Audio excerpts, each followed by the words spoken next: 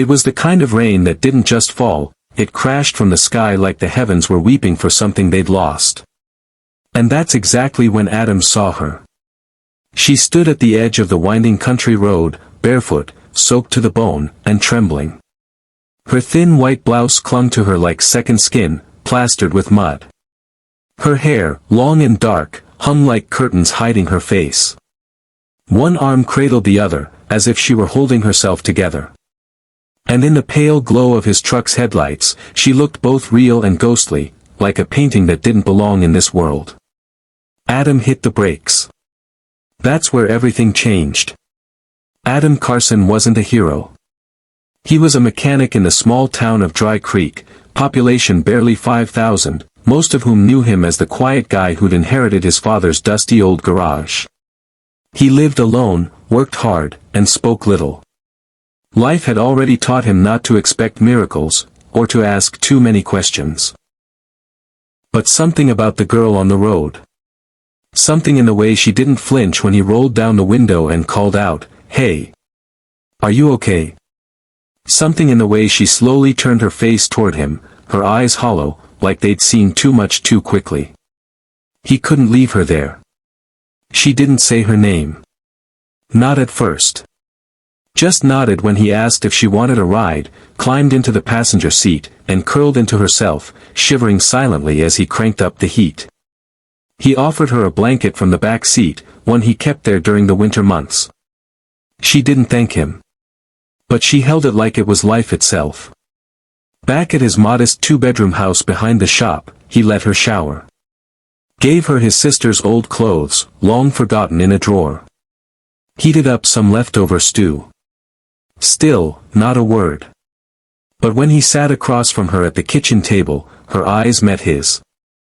And she whispered her first sentence. "I thought I was going to die out there." It hit him like a sledgehammer.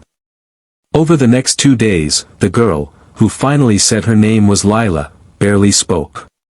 But Adam didn't push. He knew about trauma. His own past had been shaped by it, the sudden loss of his parents in a fire, the responsibility of raising his kid sister alone, and losing her to a drunk driver before she turned 18. Grief had taught him patience. It wasn't until the third day that she broke. It happened over breakfast. He'd left a news report playing in the background. The anchor was covering a nationwide search, billionaire heiress Lila Moreau, missing for 8 days. Authorities suspect kidnapping. Adam looked at the screen, then at the girl sitting across from him, spoon halfway to her mouth, frozen. It was her. The same piercing blue eyes. The same high cheekbones. The same subtle birthmark near her left eyebrow. She dropped the spoon. "I didn't run away," she said, her voice cracking. "They tried to kill me." The truth unraveled like a torn page from a thriller novel.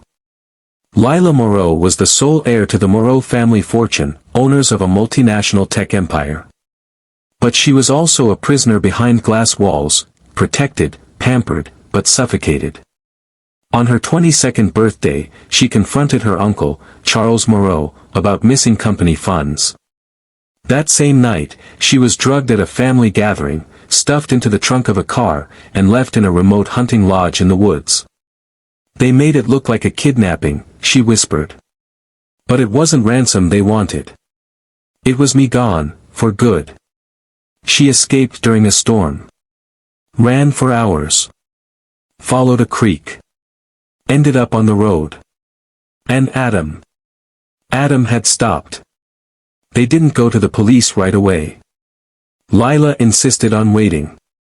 She had no proof yet, only her memory and a body still bearing bruises. So, they stayed quiet. Safe. Days turned into weeks. In that time, the mansion-born billionaire who'd never cooked a meal or swept a floor learned how to change oil, plant tomatoes, and laugh again.